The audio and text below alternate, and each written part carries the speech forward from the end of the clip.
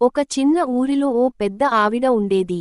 ఆమె దగ్గర ఒక కోడి ఉండేది, చాలా బుద్ధిమంతురాలు.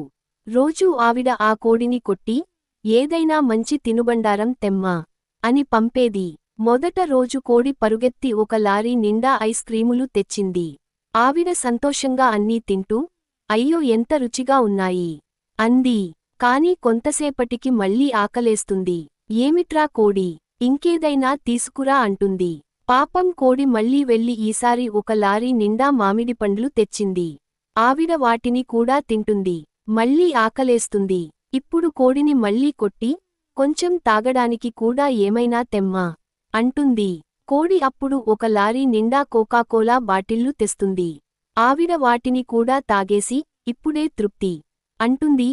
కాని కొద్దిసేపటికి మళ్ళీ ఆకలి. ఇంకా పిజ్జాలు కావాలి అని కోడిని కొడుతుంది. కోడి చివరికి ఒక లారీ నిండా పిజ్జాలు తెచ్చి ఇస్తుంది. ఆవిడ అన్నీ తింటూ పొట్ట బెల్లంలాగా ఊదిపోతుంది. ఊపిరి ఆగి చనిపోతుంది. కోడి ఆవిడను చూసి కన్నీళ్లు పెట్టుకుంటుంది. నన్ను కొట్టినా బాధ లేదు, కానీ మీరు సబ్స్క్రైబ్ చేయలేదు కదా అని ఏడుస్తుంది.